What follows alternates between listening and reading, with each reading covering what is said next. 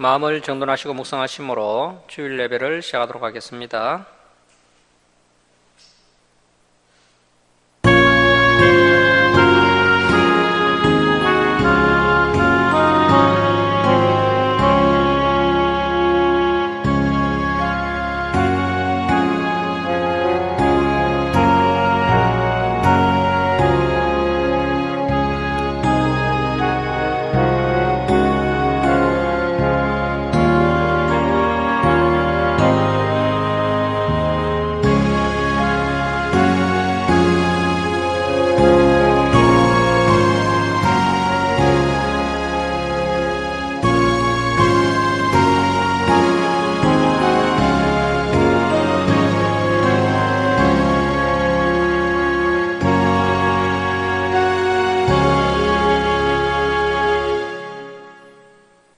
여호와께 감사하고 그의 이름을 불러 아뢰며 그가 하는 일을 만민중에 알게 할지어다. 그에게 노래하며 그를 찬양하며 그의 모든 기이한 일들을 말할지어다. 그의 거룩한 이름을 자랑하라. 여호와를 구하는 자들은 마음이 즐거울지로다. 하나님은 영이시니 예배하는 자가 영과 진리로 예배할지니라. 아멘. 사랑의 하나님 아버지, 이 시간 저희들이 하나님께 찬송과 경배를 올려드리오니 저희들의 예배를 기뻐 받아 주옵소서. 저희들이 온유하고 겸손한 마음으로 하나님의 생명의 말씀을 가슴판에 새기는 시간 되게 하시고 지난 삶을 돌아보며 회개하며 다시 새 힘을 공급받는 귀한 은혜의 시간 되게 하여 주옵소서. 감사드리며 예수님의 이름으로 기도드립니다. 아멘. 일어서셔서 28장 찬송 드리겠습니다.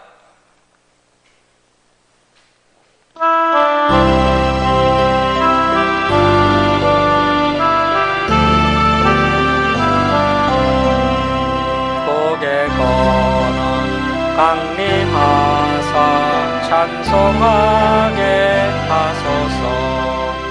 한량없이 자비하심 청량할 길 없도다. 천사들의 찬송가를 내게 가르치소서. 구속하신 그 사랑을 항상 찬송합니다. 주의 크신 도움받아 이때까지 왔으니 이와 같이 천국에도 이르기를 바라네. 하나님의 품을 떠나 죄에 빠진 우리를 예수 구원하시려고 보혈 흘려주셨네. 주의 귀한 은혜 받고 일생 빚진 자 되네. 주의 은혜 사슬 대사 나를 주께 내소서. 우리 마음은 연약하여 범죄하기 쉬우니 하나님이 받으시고 천국이 넓지소서.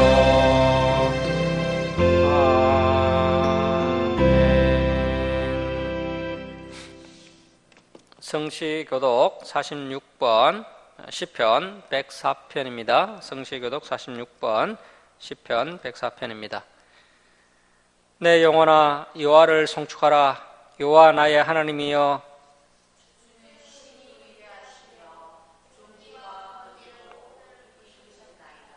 주께서 옷을 입은같이 빛을 입으시며 하늘을 휘장같이 치시며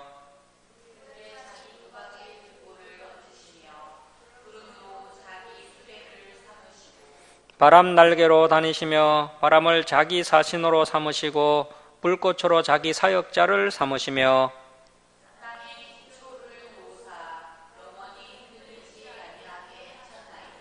주께서 물의 경계를 정하여 넘치지 못하게 하시며 여호와께서 샘을 골짜기에서 솟아나게 하시고 산 사이에 흐르게 하사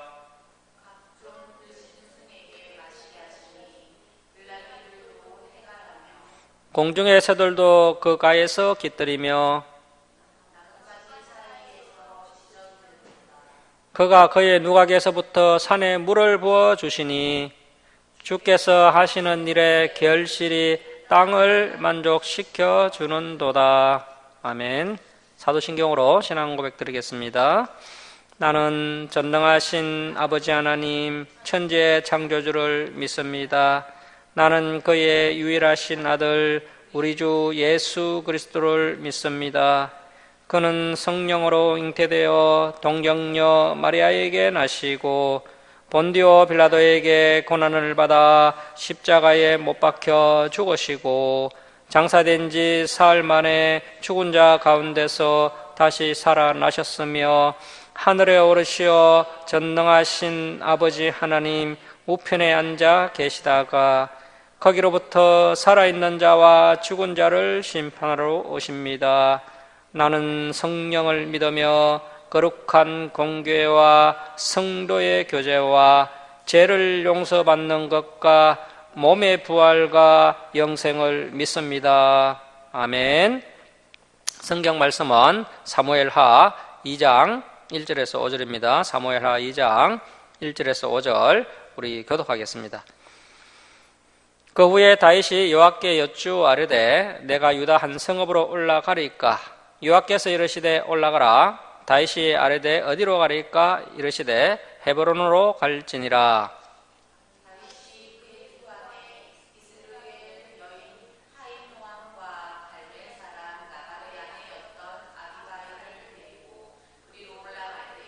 또 자기와 함께한 추종자들과 그들의 가족들을 다윗이 다 데리고 올라가서 헤브론 각 성읍에 살게 하니라.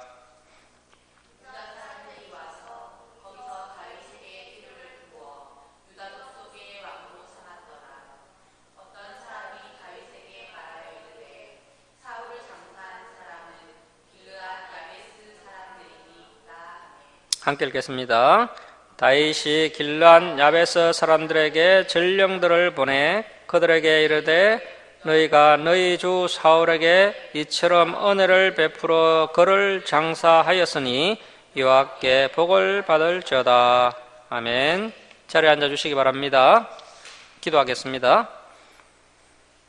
사랑의 하나님 아버지, 지난 한 주간도 저희들을 지켜주셨다가 거룩한 주일을 맞이하여 주님 전으로 불러주시고 하나님께 예배드리게 하심을 감사드립니다.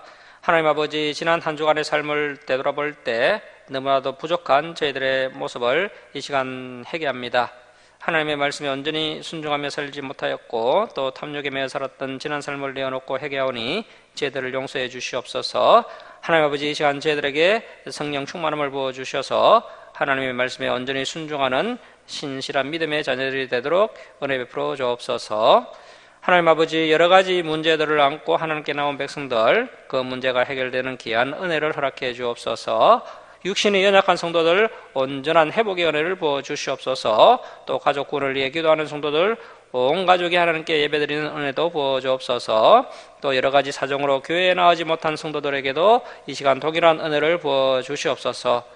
하나님 아버지, 이 나라 이 민족을 위해 기도합니다. 이정자들이 이 나라를 하나님의 뜻대로 이끌어가도록 그들을 붙들어 주시옵소서.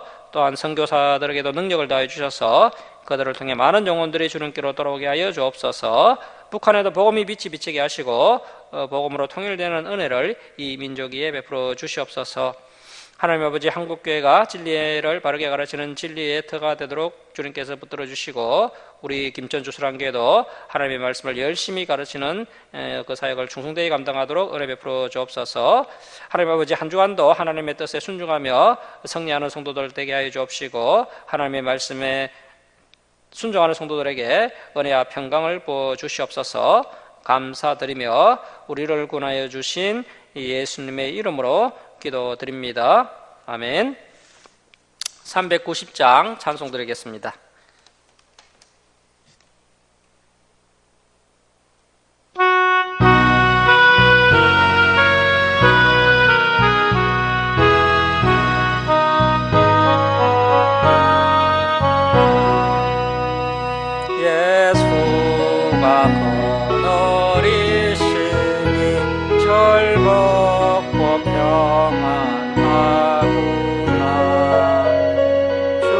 시야에 자고 깨는 것 예수가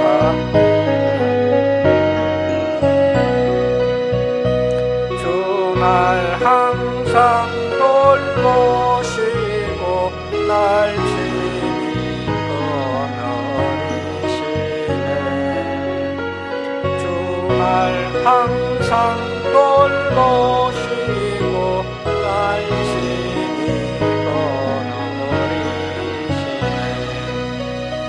때때로 괴로움 당하면 때때로 기쁨 누리네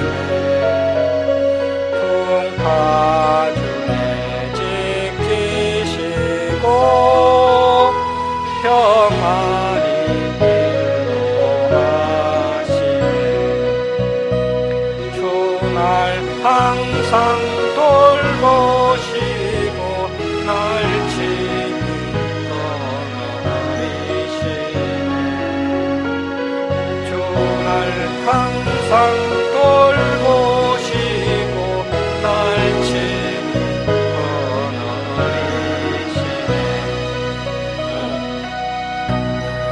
예 손을 붙잡고 천국에 올라가겠네 괴로우나 즐거우나 예수가 거느리시네 주날 항상 돌보시고 날 친히 거느리시네 주날 항상 돌보시고 날 친히 거느리시네 이 세상 이별할 때 마귀의 권세 이기네 천국에 가는 그 길도 예수가 거느리시네 주날 항상 돌보시고 날 친히 거느리시네 주날 항상 돌보시고 날 친히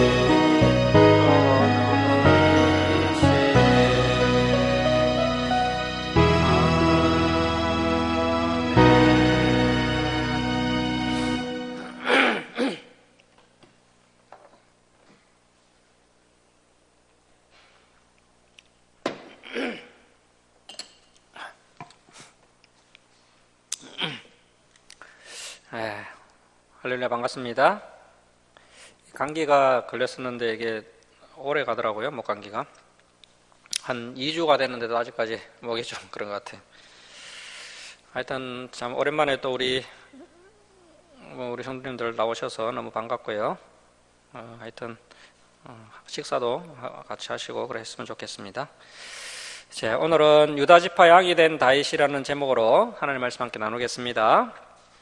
오늘은 이제 사무엘하서 첫 번째 시간입니다. 우리가 지난 시간까지 이제 사무엘 상서를 다 마쳤는데요.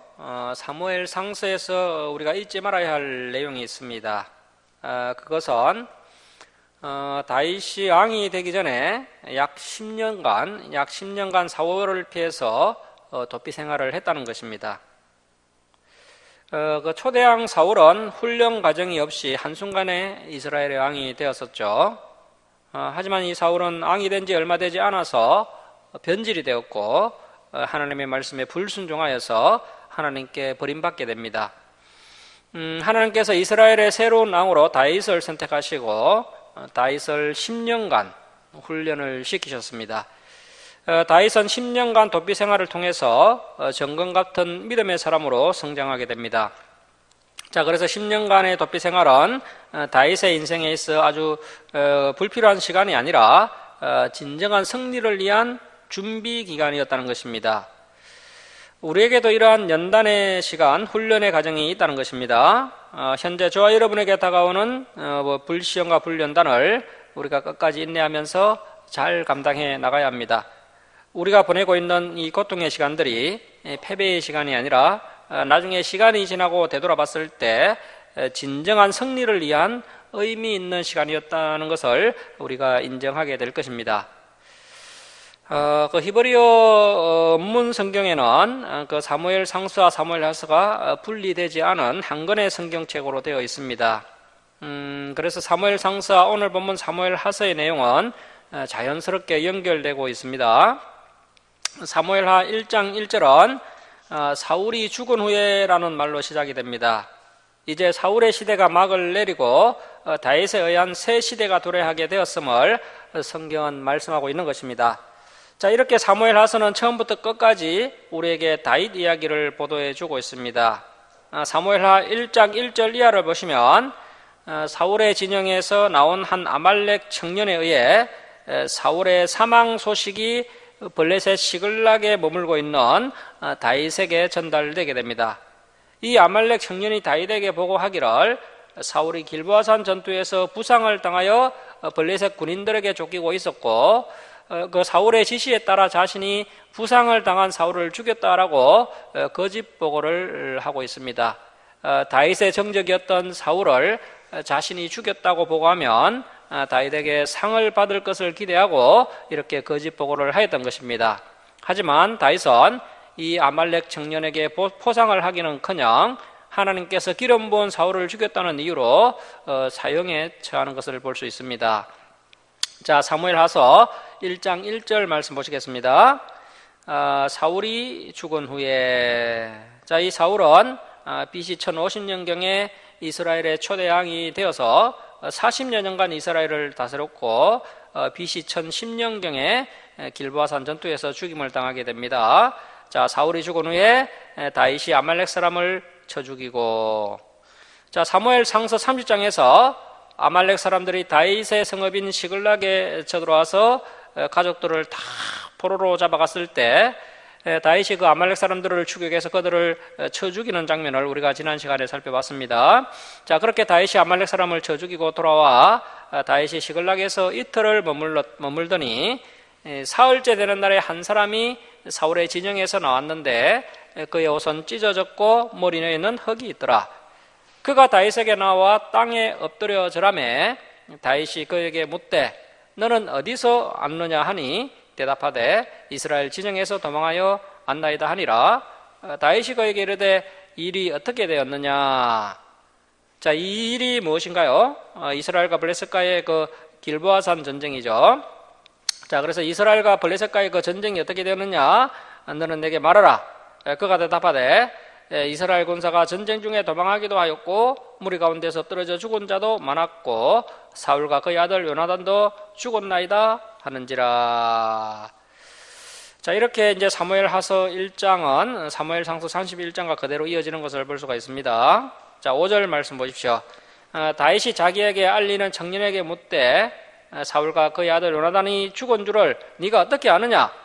그에게 알리는 청년이 이르되 내가 우연히 길보아산에 올라가 보니 사울이 자기 창에 기대고 그 뒤에 그 블레셋의 병거와 기병은 그 사울을 급히 따르는데, 그래서 이제 추격하는데 사울이 뒤를 돌아 나를 보고 부르시기로 내가 대답하되 내가 여기 있나이다 한적 내게 이르되 너는 누구냐 하시기로 내가 그에게 대답하되 나는 아말렉 사람이니다 한적 또 사울왕이 내게 이르시되 내 목숨이 아직 내게 안전히 있으므로 내가 고통 중에 있나니 청하건대 너는 내 곁에 서서 나를 죽이라 하시기로 그가 엎드러진 후에는 살 수 없는 줄을 내가 알고 그의 곁에 서서 그 사울을 죽이고.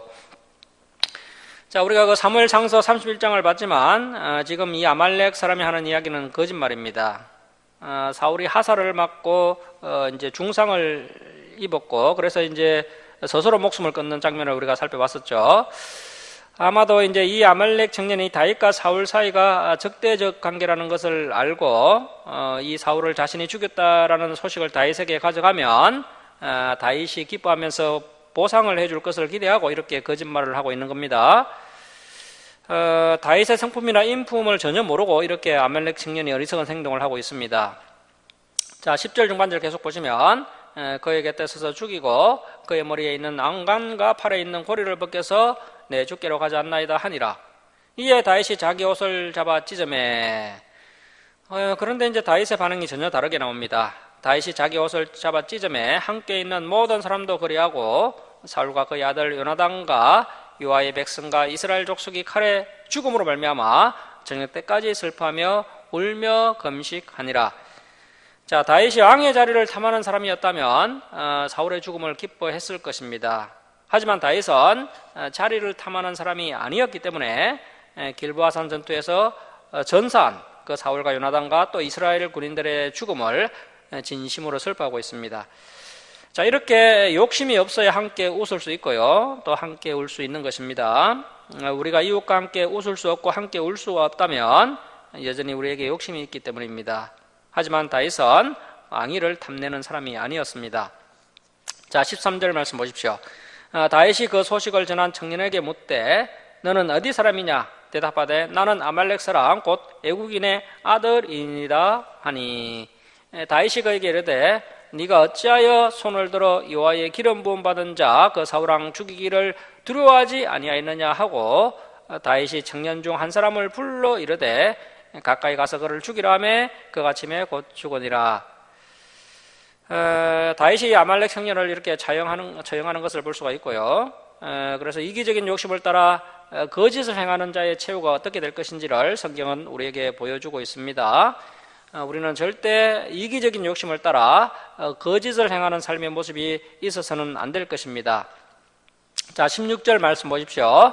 다윗이 그에게 이르기를 내 피가 내 머리로 돌아갈지어다 내 입이 내게 대하여 정언하기를 내가 여호와의 기름 부음 받은 자를 죽였노라 함이니라 하였더라. 이제 17절 이하는 다윗이 사울왕과 그의 아들 요나단이 죽은 것이 너무나 슬퍼서 슬픈 노래 애가를 다윗이 직접 지어서 부릅니다. 그 슬픈 노래가 이제 17절부터 27절까지 기록되어 있는데요. 자, 17절 말씀 보십시오. 다윗이 이 슬픈 노래로 사울과 그의 아들 요나단을 조상하고 명령하여 그것을 유다 족속에게 가르치라 하였으니 곧 할 노래라 야살의 책에 기록되었으되. 자, 이 다윗의 노래가 참 얼마나 당시에 유명했던지요. 야살이라는 책에 기록되었다는 것입니다. 이 야살이라는 책은 이스라엘 역사 가운데 일했던 인물의 공적이라든지 아니면 아주 의미 있는 주요 사건들을 기록한 이스라엘의 고대 역사서로 보입니다. 이런 역사서가 이제 야살의 책이라든지 또 여호와의 전쟁기라는 그런 책들이 있었습니다. 그런데 아쉽게도 이제 이러한 문서들이 지금은 남아있지 않습니다. 하지만 이것이 이제 중요한 것은 이 성경의 허구적인 내용이 아니라 실제로 있었던 역사적인 사실이라는 것을 지지해주는 그런 내용이 되겠습니다. 그래서 이 야살의 책, 또 여호와의 전쟁기라는 이런 역사책들이 이렇게 성경에 언급되고 있는 것은 우리 성경이 진짜 역사적 사실임을 증명하는 그런 상당히 중요한 부분이 되겠습니다. 그리고 참 감동적인 것은 이 다윗이 이 노래를 유다 족속에게 가르치라고 했다는 것입니다. 현재 이스라엘은 정치적으로 크게 두 부류로 아주 극명하게 갈라져 있는 상황입니다. 다윗과 유다 지파를 중심으로 한 한 그룹이 있고요. 그리고 또 열한 지파와 사울의 남은 아들 이소보셋을 중심으로 한 이 두 그룹이 정치적으로 적대적 관계를 형성하고 있는 그런 시점입니다. 자, 그럴 때 다윗이 유다 지파 사람들에게 사울과 요나단을 위해 슬픈 노래를 가르치고 또 부르게 했다는 것은 이 다윗의 인품이 보통 사람의 인품보다 한 단계 더 높다는 것을 우리가 알 수가 있습니다. 자, 19절 말씀에 이 슬픈 노래가 나오는데요. 다윗의 진정성이 묻어나고 있습니다. 이스라엘아, 내 영광이 산 위에서 죽임을 당하였도다. 오라, 두 용사 사울과 그의 아들 요나단이 엎드러졌도다. 이 일을 그 블레셋 땅 가드에도 알리지 말며 블레셋 아스글론 거리에도 전파하지 말지어다. 블레셋 사람들의 딸들이 즐거워할까? 할례 받지 못한 자의 딸들이 개가를 부를까 염려로다. 자, 23절로 갑니다. 23절 보십시오. 죽은 자의 피에서 용사의 기름에서 요나단의 칼이 뒤로 물러가지 아니하였으며 사울의 칼이 헛되이 돌아오지 아니하였도다. 그래서 이것이 무슨 이야기냐 하면 생전에 이 요나단이 이제 칼을 잘 쏘았던 것 같고요.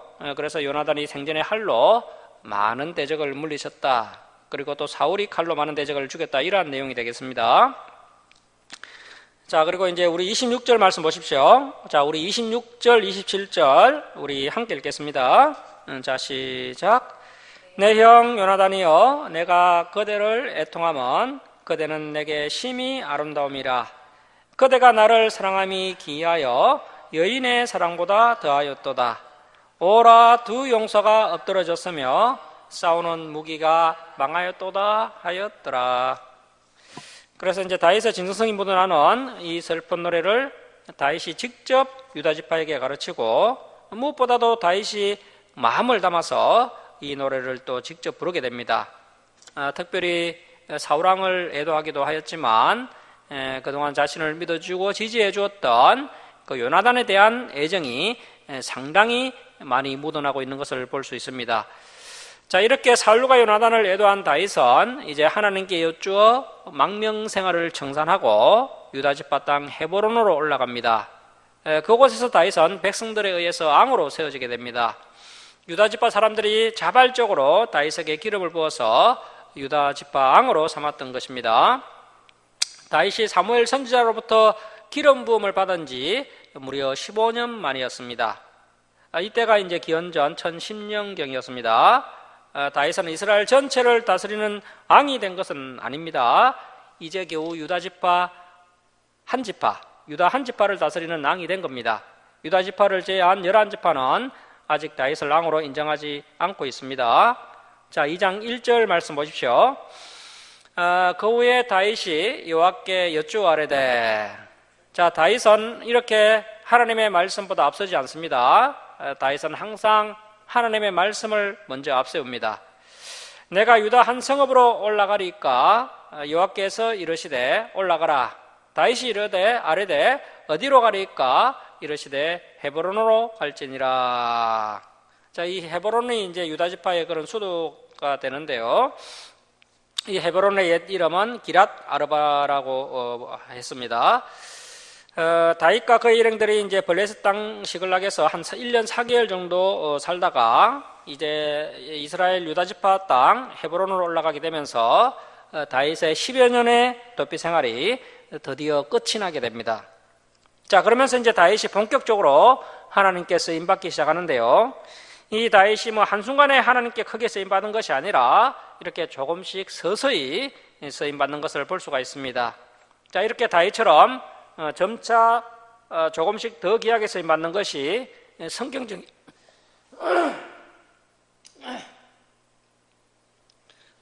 이렇게 이제 조금씩 더 귀하게 쓰임받는 것이 성경적인 것이고요. 바로 우리 하나님께서恩하시는 것입니다. 자, 그리고 저와 여러분이 이렇게 중요한 결정의 순간에 하나님께 기도하면서 결정해야 합니다. 하나님, 무엇이 하나님께서 기뻐하시는 일입니까? 제가 바르게 판단할 수 있도록 도와주시옵소서. 이렇게 겸손히 하나님의 뜻을 구하는 그런 자세가 있어야 한다는 것입니다. 자, 오늘날 우리가 하나님의 뜻을 구할 때 우리가 주의해야 할 세 가지가 있습니다. 자, 첫 번째, 오늘날은 하나님께서 성경을 통해서 말씀하시는 시대이므로 저와 여러분이 성경을 열심히 배워서 이 성경에 대한 원만한 이해를 하고 있어야 합니다. 그래서 우리가 매일 성경을 읽고 또 묵상하는 습관을 가져야 합니다. 그렇게 해야 이제 하나님의 뜻을 또 바르게 분별할 수 있게 됩니다. 자, 두 번째, 우리가 어떤 결정을 할 때 조급하게 서둘러서는 안 됩니다. 다윗은 사무엘 선지자로부터 기름 부음 받은 때로부터 15년이 지난 후에야 헤브론으로 올라가서 한 지파의 왕이 될 수 있었던 것을 우리가 잘 명심해야 합니다. 급하다고 해서 중간 과정을 생략해서는 안 됩니다. 자, 그리고 세 번째, 하나님의 뜻이 나의 뜻과 부딪힌다 할지라도 철저하게 하나님의 뜻에 순종하겠다는 그러한 겸손한 마음가짐이 있어야 한다는 것입니다. 이렇게 하나님의 뜻을 구할 때 세 가지 자세가 우리에게 요구되고 있습니다. 그리고 이 헤브론은 제가 이제 창세기 대하설교 때 강조했던 지역인데요. 그 헤브론에 있는 그 막벨라 굴은 아브라함이 가나안 땅으로 와서 처음으로 소유했던 그런 땅이 되겠습니다. 이 헤브론 막벨라 굴에 아브라함과 사라 그리고 또 이삭과 리브가가 묻혔고요. 나중에 이제 갈렙이 이 헤브론을 다시 회복시키는 것을 볼 수 있습니다. 이렇게 굉장히 유서 깊은 곳에 다윗이 유다 한 지파 왕으로 이제 세워지게 됩니다. 자, 4절 말씀 보십시오. 4절입니다. 유다 사람들이 와서 자 줄을 칩니다. 거기서 다윗에게 기름을 부어 유다 족속의 왕으로 삼았더라. 자, 이때 다윗의 나이가 한 30세 정도가 됩니다. 성경에는 구체적으로 뭐 다윗의 나이가 언급되어 있지 않지만 이제 성경을 전체적으로 보면 이제 다윗이 70세에 죽게 되죠.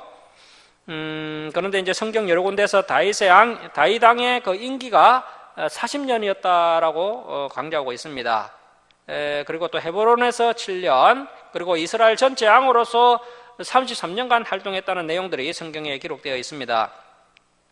그래서 이러한 말씀들을 종합해서 이제 유추해 봤을 때 이 다윗이 70세에 죽었으니까 헤브론에서 왕이 된 때가 30살이었다라는 것을 알게 됩니다.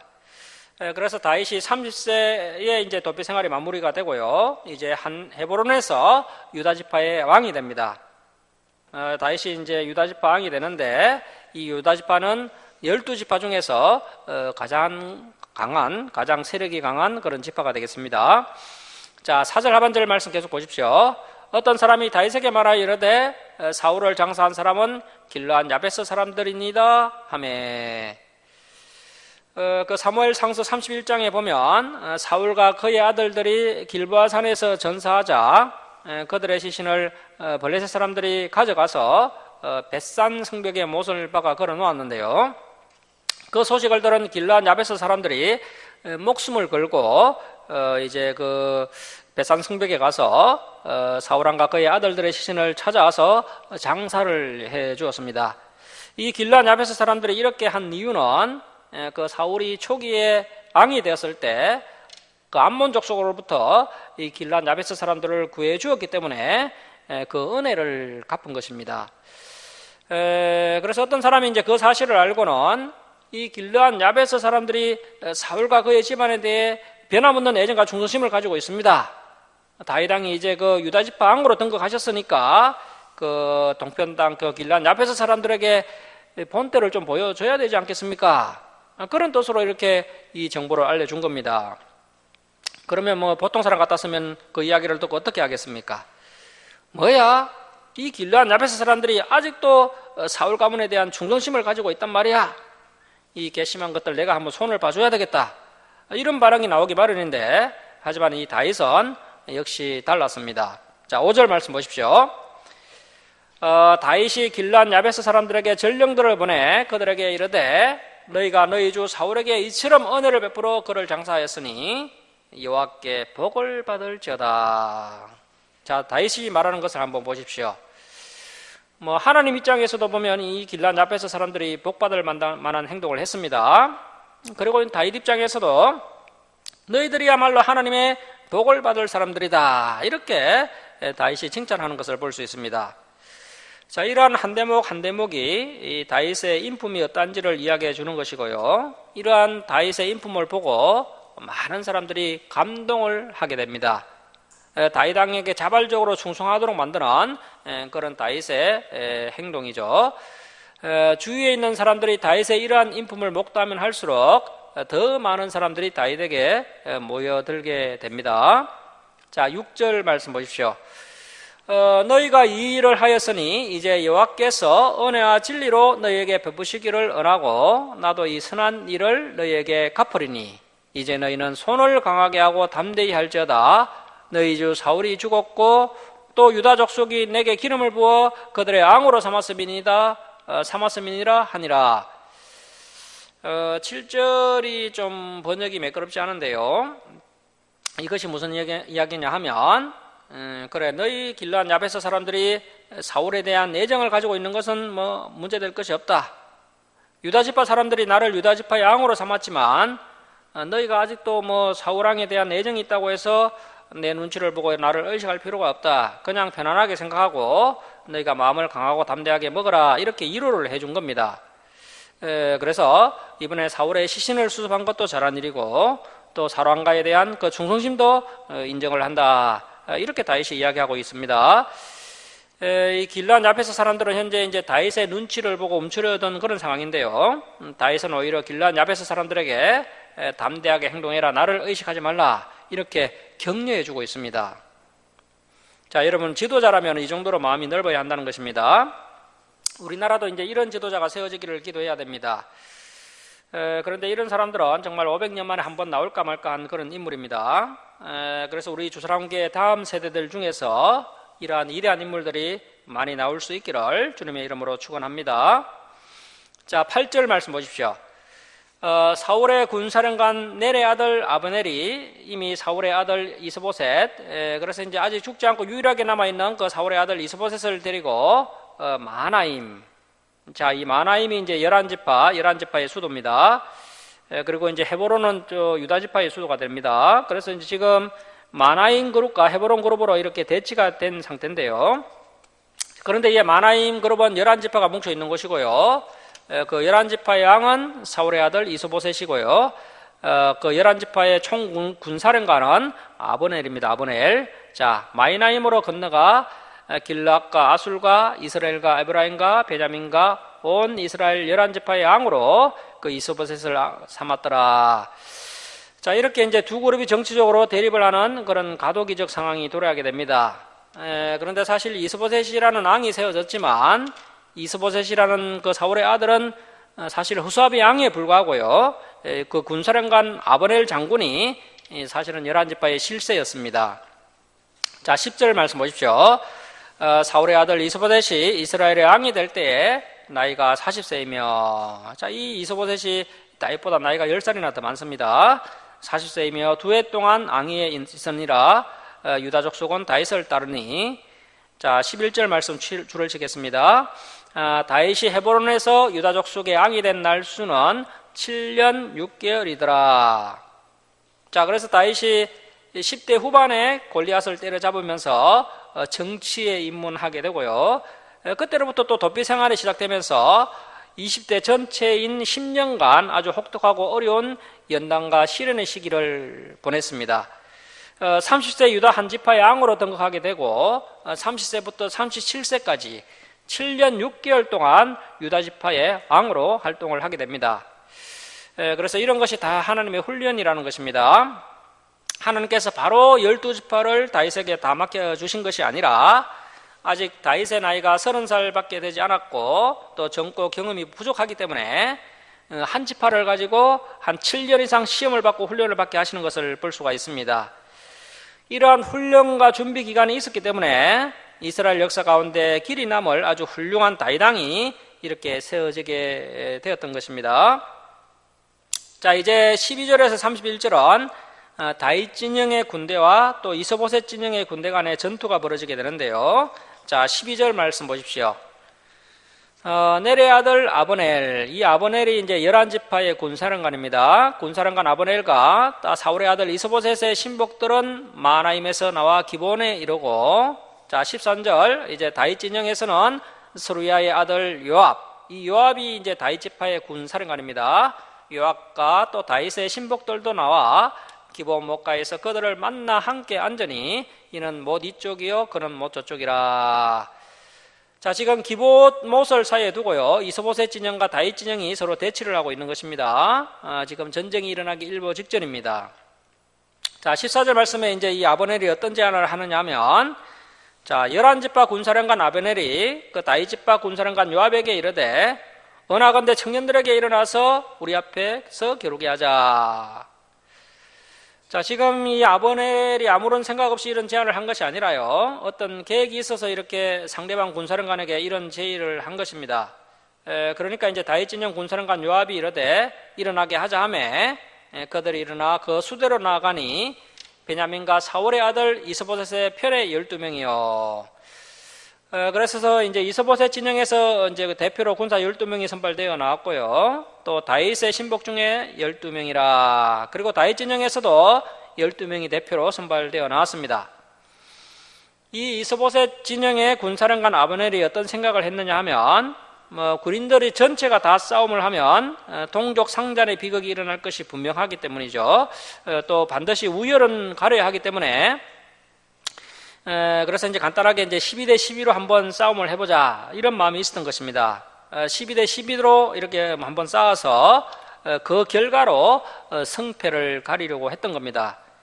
그런데 이제 갑자기 분위기가 이상한 방향으로 흘러가기 시작합니다. 자, 16절 말씀 보십시오.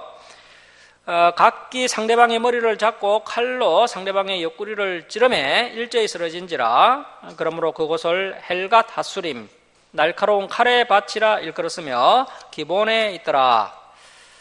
자, 사실 이 아브넬이 처음에 이제 12대 12로 한번 붙어보자고 했을 때는 이렇게 하려고 했던 것은 아닙니다.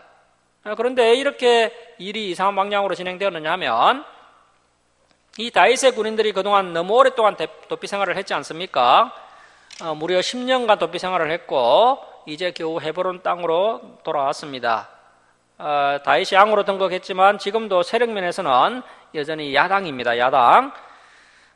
나머지 11지파는 다 이스보셋을 따르고 한 지파만 다윗을 따르고 있습니다. 그래서 다윗의 군인들이 지금도 여전히 도끼가 아주 가득합니다. 10년간 쫓겨다녔기 때문에 야성이 여전히 살아있는 그런 모습을 볼 수가 있습니다. 그래서 이제 아브넬은 12대 12로 한번 붙어보고 다윗이 우세하다는 것이 밝혀지면 이제 적당한 시기에 나라를 하나로 통일을 하고 싶은 그런 마음이 있었던 겁니다. 그런데 이제 다윗 진영의 군인들이 너무 독이 올라 있어서 너무 격하게 싸웠던 겁니다.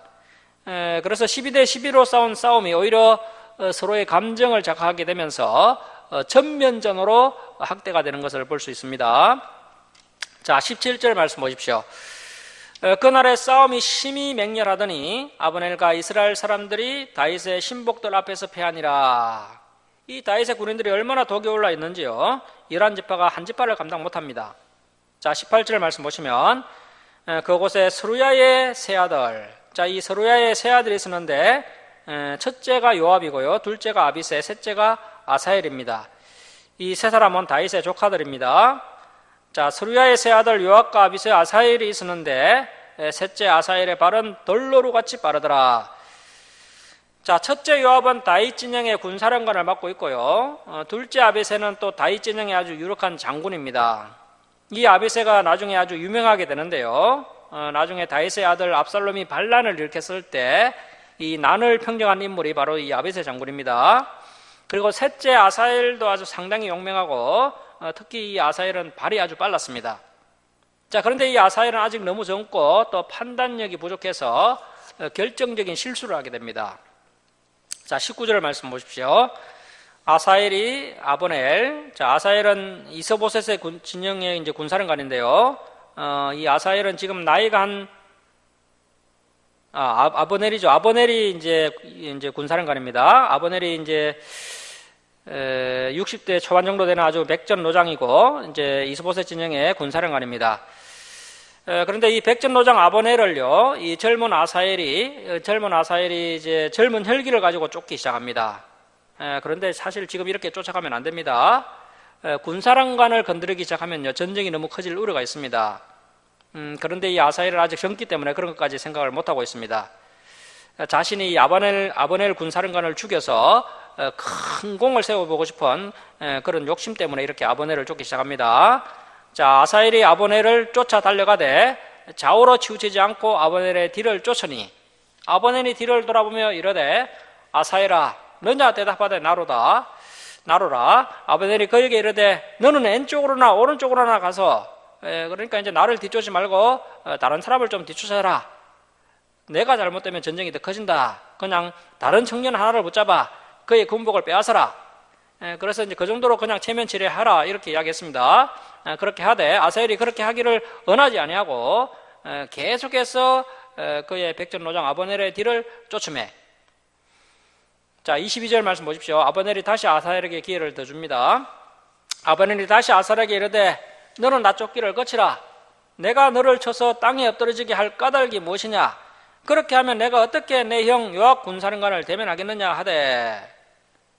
자, 이 아브넬은 워낙 전쟁 경험이 많고요, 노련하기 때문에요, 이 젊은 아사엘이 이길 수가 없습니다. 아브넬이 요압 군사령관의 동생인 아사엘을 죽이면요, 앞으로 나라가 하나로 통일되는 데 있어 걸림돌이 될 것이 분명합니다. 그래서 이렇게 아브넬이 젊은 아사헬을 설득을 하고 있습니다. 그런데 이 아사헬이 물러서지 않습니다. 자, 23절 말씀 보십시오. 그가 물러가기를 거절하매 아브넬이, 그래서 이제 젊은 아사헬이 발이 너무 빨라서 거리는 점점 좁혀오죠. 나이 많은 아브넬은 점점 지쳐가죠. 그래서 할 수 없이 이제 아브넬이 젊은 아사헬을 죽입니다. 아브넬이 달려가다가 이제 순간 멈추면서 그 아브넬의 창을 뒤로 쭉 빼니까요, 이 아사헬이 자기 속도를 못 이겨서 그대로 아브넬의 창에 찔려 죽게 됩니다. 그래서 창 뒷겉으로 그의 배를 찌르니 창에 그의 뒤등을 깨뚫고 나간지라 곧 그곳에 엎드려 죽음에, 이 아사헬이 젊은 혈기와 공경심 때문에 자신의 덜로로 같이 빠른 발이요 기약에 쓰임받지 못하고 이렇게 험하게 죽고 맙니다. 자, 아사헬이 엎드려져 죽은 곳에 이르는 자마다 머물러 섰더라. 그러니까 또 뭐 동생이 죽었다고 하면서 형 요압 장군과 아비새 장군이 또 가만히 있지를 않습니다. 자, 24절 말씀 보십시오. 요압과 아비새가 막 감정이 격해져 가지고 아브넬의 뒤를 쫓아 기브온의 거친 땅의 길가 기아 맞은 쪽 암마산에 이를 때 해가 졌고, 베냐민 족속은 함께 모여 아브넬을 따라 한 무리를 이루고 작은 산꼭대기에 섰더라. 아브넬이 요압에게 애쳐 이르되 칼이 영원히 사람을 상하겠느냐? 마침내 참혹한 일이 우리 민족 가운데 생길 줄을 알지 못하느냐? 네가 언제 무리에게 그의 형제 쫓기를 거치라 명령하겠느냐? 자, 이 26절은 아브넬이 요압에게 휴전을 강하게 제안하는 내용입니다. 전쟁의 승패가 이미 판가름 난 시점에서 계속해서 동족 간에 피를 흘리는 그 동족 상잔의 비극을 확대시키는 것은 미련한 짓이므로 아브넬이 12지파 간의 전쟁을 이제 중단해야 함을 이렇게 강하게 요압에게 제안하고 있습니다. 자, 27절 말씀 보십시오. 요압이 이르되 하나님이 살아계심을 두고 맹세하노니 내가 말하지 아니하였다면 무리가 아침에 각각 다 돌아갔을 것이요 그 형제를 쫓지 아니하였으리라 하고, 이게 무슨 이야기냐면, 아브넬 내가 지금 이 이야기 하지 않았으면 너희가 내일 아침쯤이면 다 끝장났을 것이다, 이런 뜻입니다.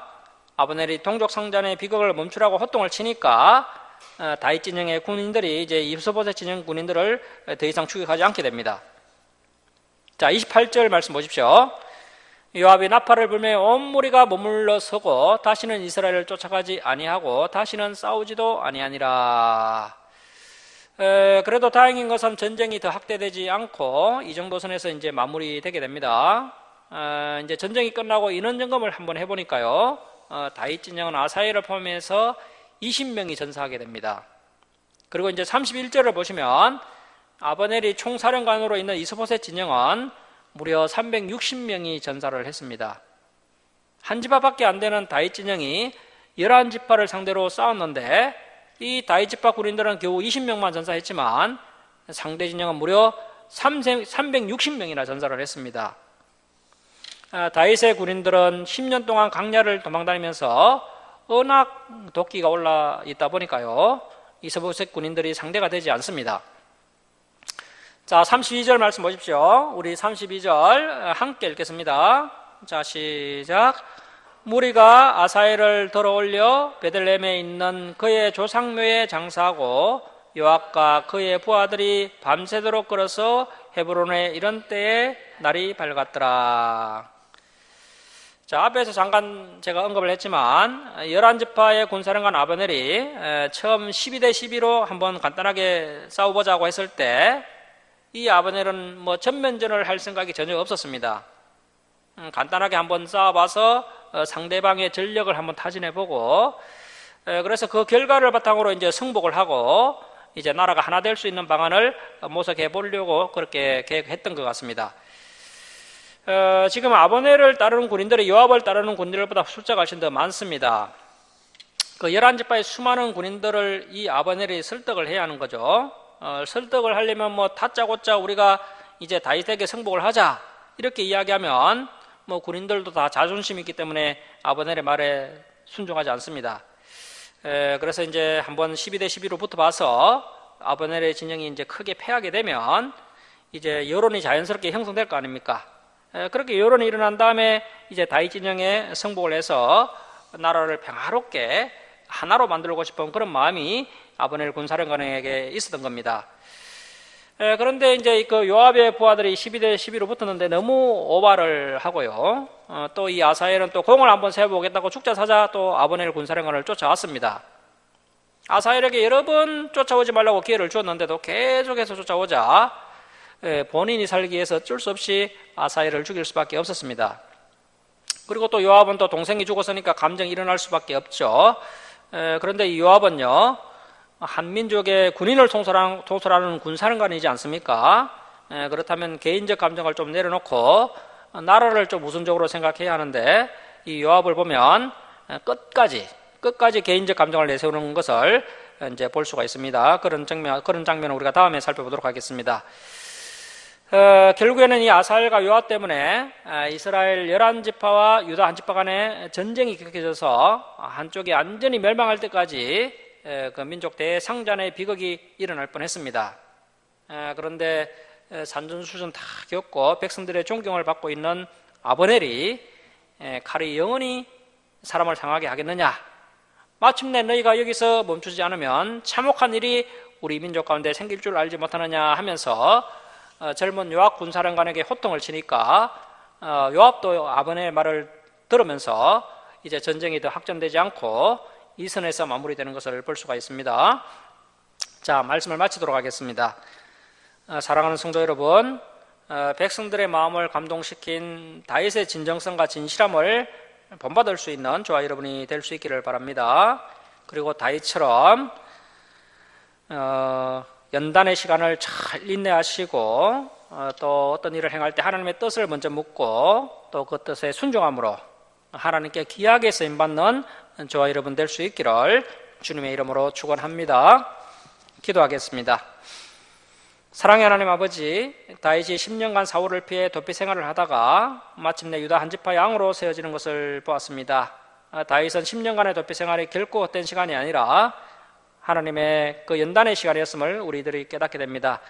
저희들이 이러한 고난의 시간이 주어졌을 때 끝까지 인내하면서 하나님의 때를 기다리게 하시고 마침내 다윗처럼 승리하는 성도들 되도록 붙들어 주시옵소서.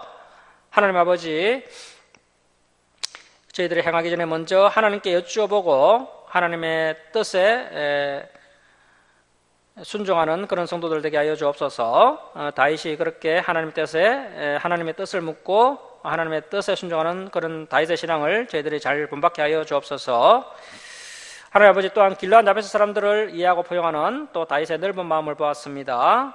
저희들도 다윗의 이러한 성품을 잘 본받게 하시고 또 우리 주사랑교회 다음 세대들 중에서 이 다윗처럼 위대한 인물들이 나올 수 있도록 은혜 베풀어 주시옵소서. 감사드리며 우리를 구원하여 주신 이 예수님의 이름으로 기도드립니다.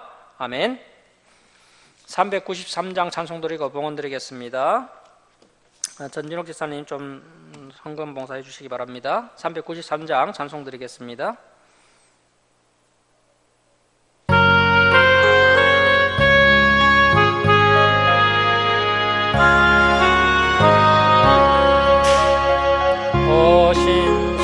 신실하신 주 내 아버지여, 널 함께 계시니 두려움없네. 그 사랑 변찮고 날 지키시며 어제나 오늘이 한결같네. 신실하신 주 날마다 자비를 베푸시며 일용할 모든 것 내려주시니 오 신실하신 주 나의 봄철과 또 여름 가을과 겨울 해와 달 별들도 다 주의 것 만물이 주 영광 드러내도다. 신실한 주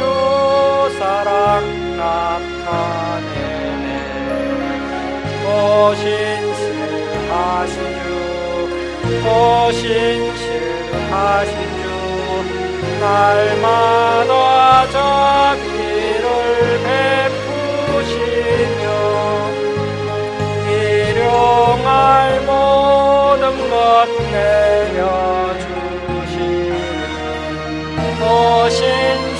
신실하신 주 나의 구주 내 죄를 사하여 아니하시고 주 친히 오소서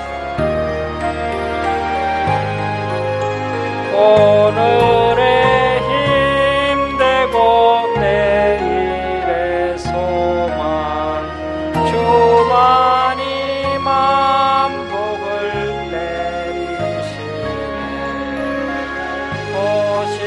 신실하신 주 신실하신 주 날마다 자비를 베푸시며 일용할 모든 것 내려주시니 신실하신 주 나의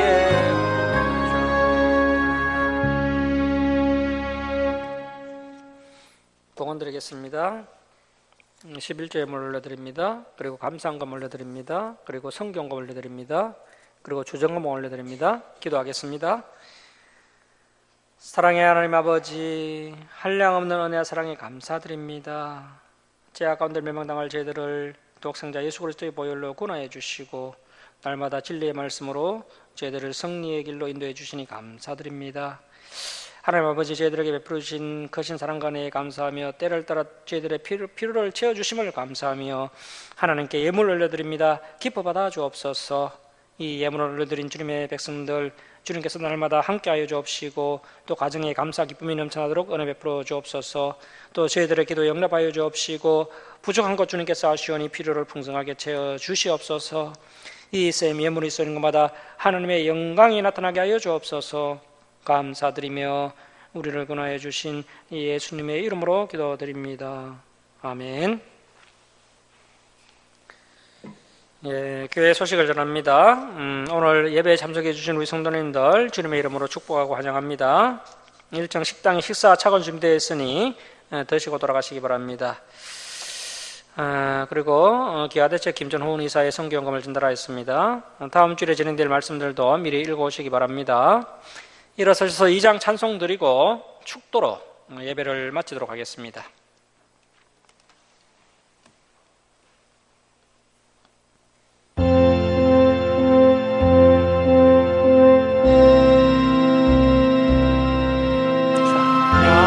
양성부 성자 성령 성삼위일체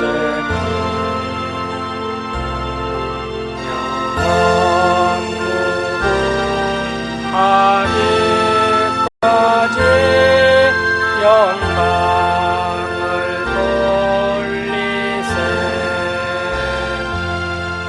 영광을 돌리세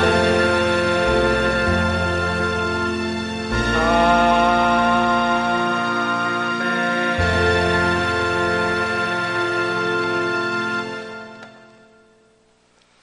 지금은 우리 주 예수 그리스도의 은혜와 하나님 아버지의 극진하신 사랑하심과 성령님의 감화감동하심과 교통하심이 다윗의 진정성과 진실함을 본받고 다윗처럼 연단의 시간을 잘 인내하고 또 하나님의 뜻에 순종함으로 하나님께 귀하게 쓰임받는 사랑하는 김천 주사랑교 성도들 머리에와 이 땅의 모든 교회에 이제로부터 영원토록 함께 있을지어다.